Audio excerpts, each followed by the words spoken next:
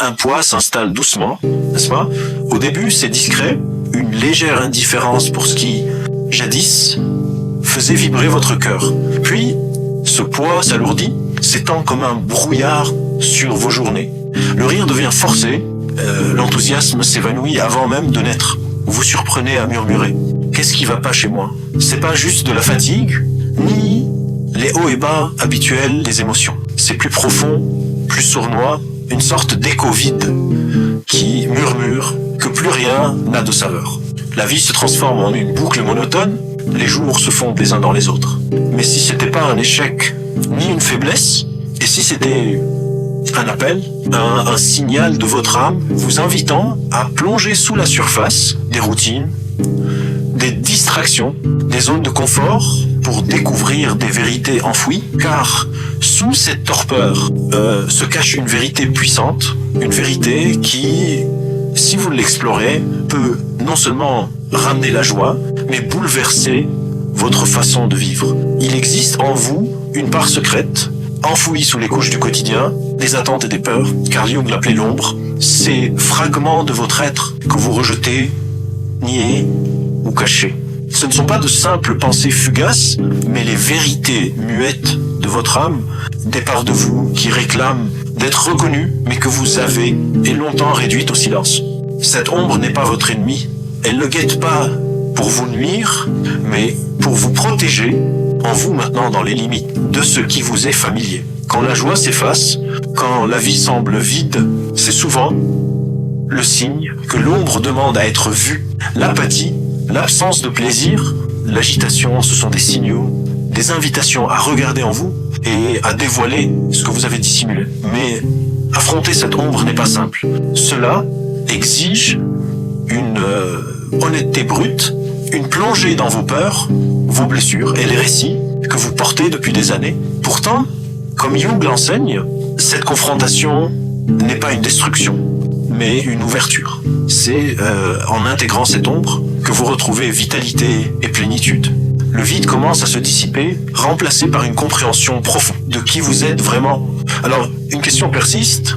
Quelle part de vous évitez-vous? Quelle vérité murmure depuis les recoins de votre esprit, attendant d'être accueilli? Restez avec moi, car le chemin vers la joie commence par le courage de plonger dans l'ombre. Parfois, ce poids que vous ressentez, cette lassitude sourde, cette absence de joie, n'est pas un hasard.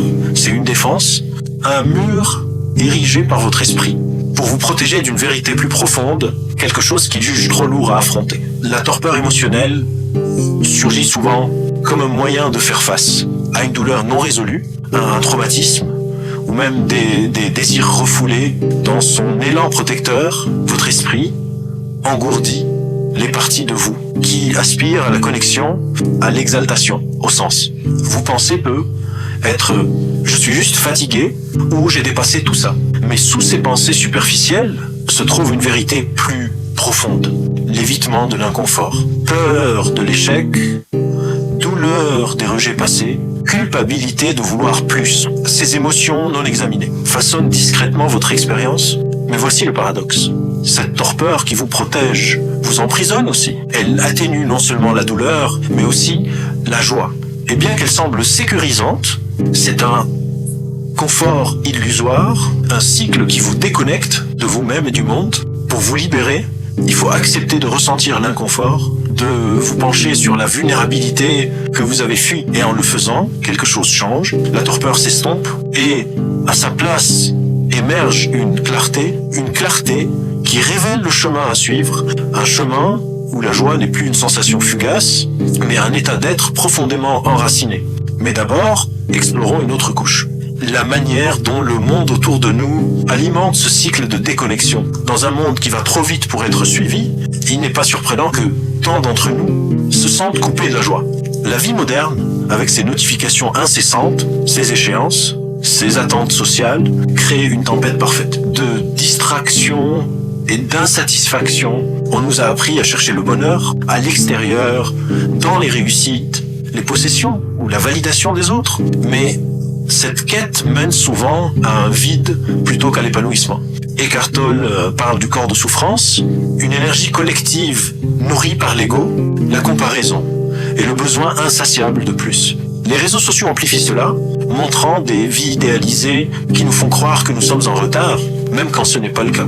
Il ne s'agit pas seulement de suivre le rythme, mais de l'illusion que le bonheur se trouve quelque part ailleurs, toujours juste hors de portée.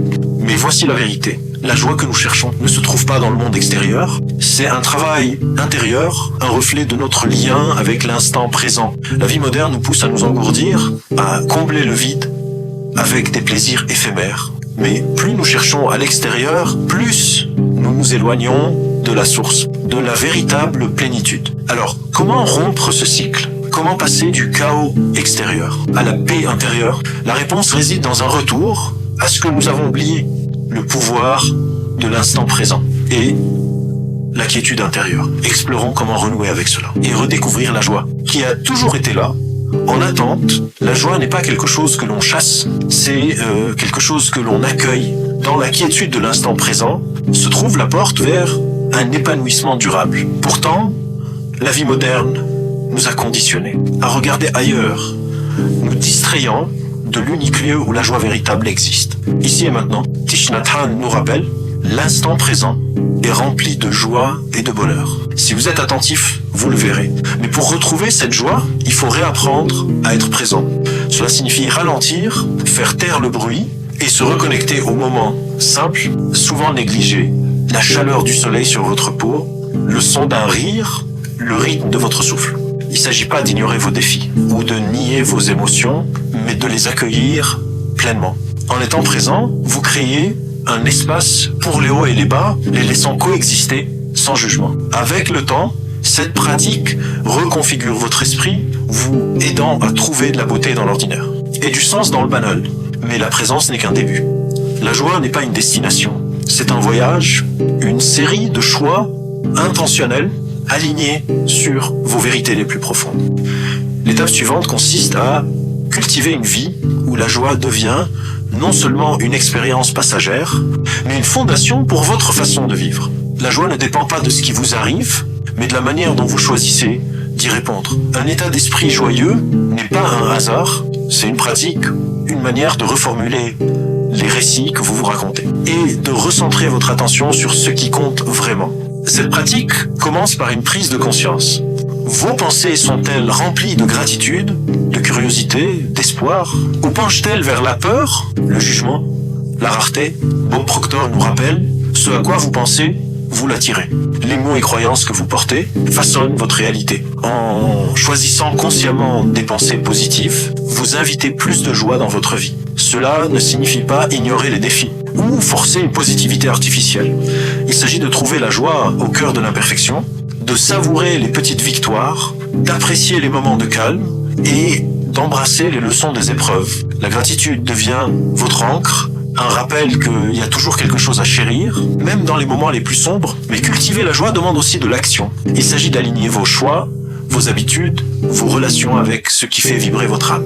Explorons comment une vie intentionnelle peut ouvrir la voie à une existence plus épanouissante. La joie s'épanouit lorsque votre monde extérieur reflète vos vérités intérieures. Penser à la joie ou ressentir de la gratitude ne suffit pas.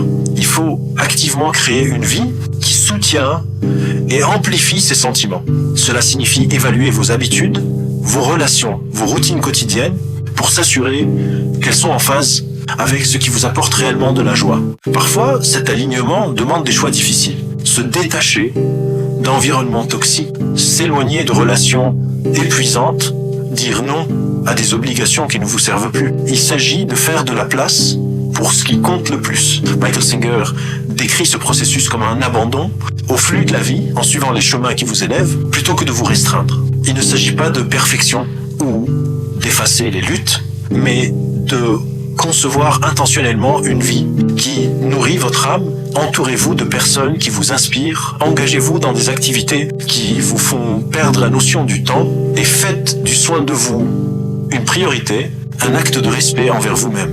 À chaque pas, vous découvrirez que la joie devient moins un moment fugace et plus un état naturel de votre être. Et maintenant, réfléchissons à ce que signifie vivre avec la joie au centre de votre être et comment cette transformation peut se répercuter dans chaque recoin de votre vie, La joie n'est pas quelque chose que l'on poursuit, c'est quelque chose que l'on cultive. Elle se trouve dans les petits choix délibérés, d'embrasser la vie telle qu'elle est, tout en restant ouvert à ses infinies possibilités. Comme Carl Jung l'a dit, celui qui regarde à l'extérieur rêve, celui qui regarde à l'intérieur s'éveille. S'éveiller à la joie est un acte de courage, un épluchage des couches de doute et de distraction pour révéler la lumière présente en chaque instant. Chaque moment est une opportunité de choisir la présence plutôt que la distraction, la gratitude plutôt que la rareté, la connexion plutôt que l'isolement. Le chemin ne sera pas toujours facile, mais il en vaut toujours la peine, car la vérité, c'est que la joie ne vous a jamais quitté. Elle attend, patiemment, que vous reveniez à elle. Alors, que choisirez-vous aujourd'hui? Continuez à chercher à l'extérieur ou vous éveillez à la joie qui est déjà en vous. Le voyage est le vôtre et il commence maintenant.